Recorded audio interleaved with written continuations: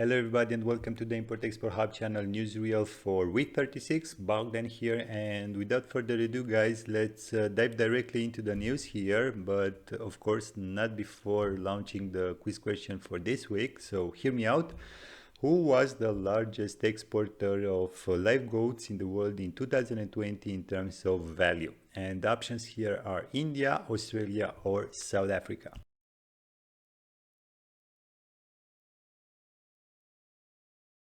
And the correct answer is India, with more than $4 million worth of exports. So there you are guys, another trivia question to ask your friends next time. And jokes aside, let's start with the Freightos index, which currently is at $11,104. Unfortunately, at the moment when I'm recording this video, the rest of the sub-indexes are not updated, so we have basically the same rates as we had last week. Anyways, let's dive into the news here, and the first one, it's about the Federal Maritime Commission, who finally appointed the National Shipper Advisory Committee. And frankly, looking at the list, both for the US exporters and importers representatives, at the first glance, I see a lot of Fortune 500 companies from, I don't know, Walmart, Amazon, and Target to DuPont, Cargill, and Louis Dreyfus. And I don't know how you see this list, guys, but if I were a small or a medium US importer or exporter, again, seeing this list, I would feel unrepresented, to say the least. And maybe I am looking at this list the wrong way. But for real now, a company importing or exporting, I don't know, 100 containers each year, for sure doesn't have the same objectives, and for sure not the same leverages as a company importing or exporting 1,000 container each year, let's say. But anyways, I don't want to comment more here. From my point of view, I really feel for the small and medium importers and exporters from the United States. And the idea is that at the moment, we don't have anything else to do but to wait and see how this committee will work out and what it will achieve in the months to come.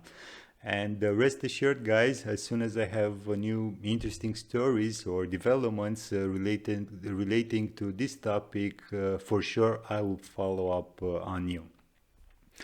Now, moving on to my next news, and guys, sit down or grab a hold of something and remember this day. So September 9th, Anno Domini 2021, CMA CGM decided to stop all spot rate increases.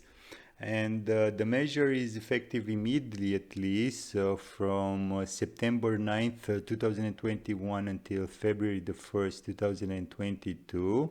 As the group is prioritizing its long-term relationship with its valuable customers. So basically, what I can read between the lines here, and again, it's my personal and biased opinion, is that they've squeezed every last penny from their customers.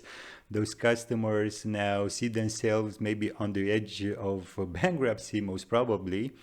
They don't have anything to transport now, and CMA now says, okay, look, I'm not going to increase the spot rate anymore, but maybe you can expect some surcharges, because this announcement doesn't say anything about surcharges, by the way. And joke aside, guys, we don't know if the surcharges will be stopped. But the important fact remains that the big shipping line, the third biggest one in terms of TEUs, is making some really interesting changes, and most probably some of the executives from the other shipping lines spilled their cup of tea or the cup of coffee reading this announcement. And you might ask yourselves if this is the beginning of freight leveling, and my answer, and I think that everyone answer right now, is that nobody really knows if this is the case, but it's really interesting to see how the other carriers will react after CMA CGM announcement.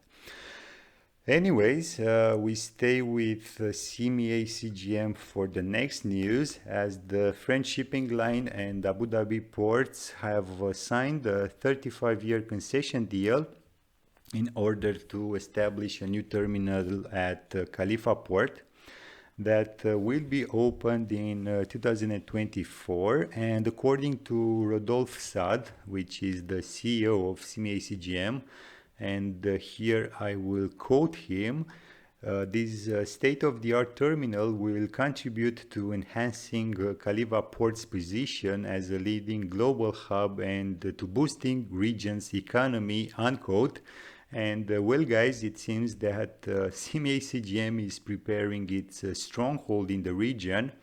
And this opening of the new terminal times perfectly the 2024 European Union review of the alliances.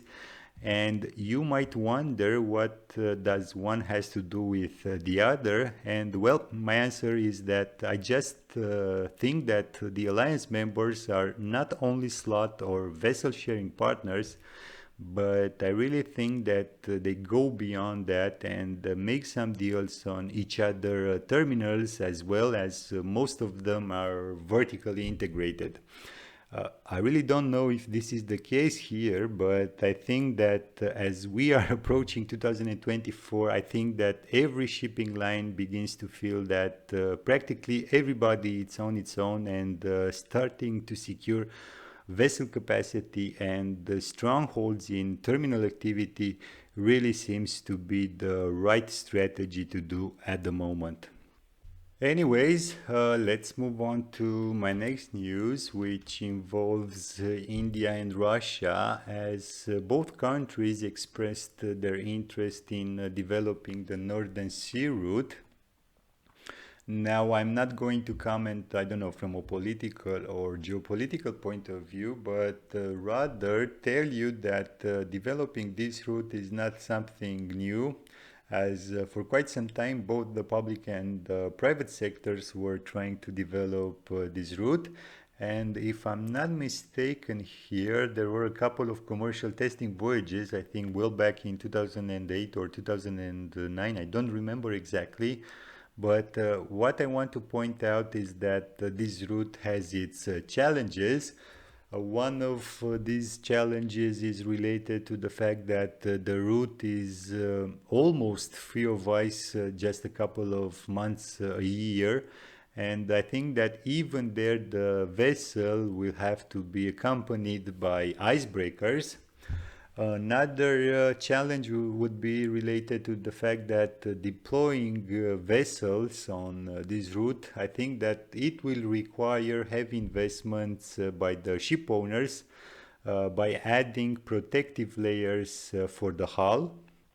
And I'm thinking about a third challenge, which is related to the fact that this route, it's prone to point voyages rather than calling many ports along the way, and most probably I think it's mostly viable for bulk cargo shipping.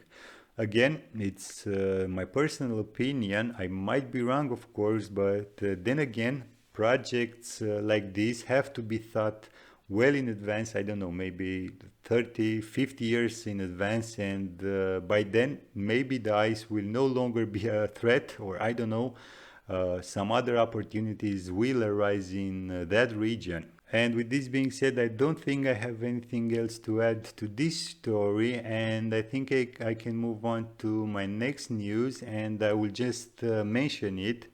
I will go on really quickly. I won't get through the entire news, and you have the link in the description down below, by the way.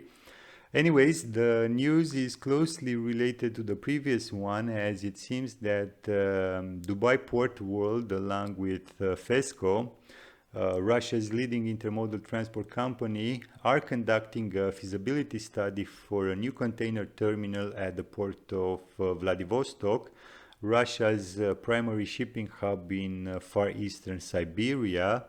So basically we have lots of interest for the Northern Sea route, and I really wonder how the other big terminal operators will react if this feasibility study has a positive outcome. Of course, if this result will pop up in the media. So basically, until any new developments, I think we are ready to move on to my next and last news for this newsreel, which involves Uganda's government ban on the export of raw materials starting with this financial year.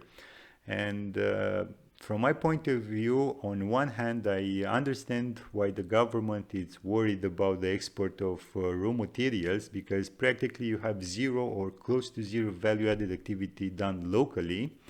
But on the other hand, I wonder if the local businesses really do have the capabilities of adding value and respecting the standards and respecting the norms of countries who otherwise import the raw materials from Uganda and add value locally. And my guess is that this is not the case, and rather this restriction is somehow directed at the foreign companies in Uganda right now who export those raw materials.